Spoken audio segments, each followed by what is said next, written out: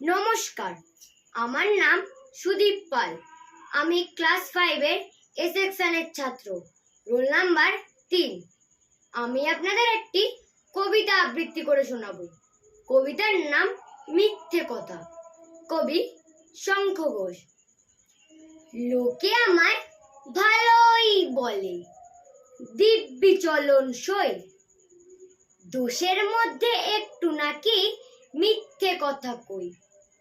ঘাটশিলাতে যাবার পথে ট্রেন ছুটছে যখন, মায়ের কাছে বাবার কাছে করছি বকম বকম।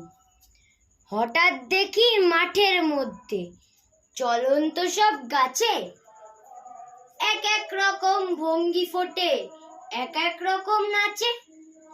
ও মা দেখো, নৃত্যনাট্য। যেই বলেছি আমি, মা বকে দেয়, বড্ড তোমার বেড়েছে ফাজলামি। চিড়িয়াখানার নাম জানো তো? আমার সেজো মেশোর। আদর করে দেখিয়ে দিলেন পশুরাজির কেশর। কদিন পরে চুন খসানো দেয়াল জুড়ে একই, ঠিক অবিকল সেই রকমই মূর্তি যেন দেখি।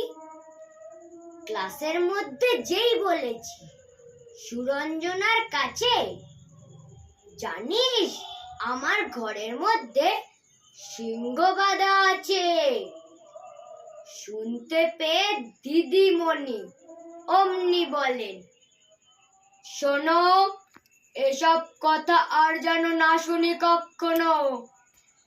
বলি না তাই সেসব কথা, সামলে থাকি খুব। কিন্তু সেদিন হয়েছে কি এমনি বেয়াকুব, আকাশ পারে আবারও চোখ গিয়েছে আটকে।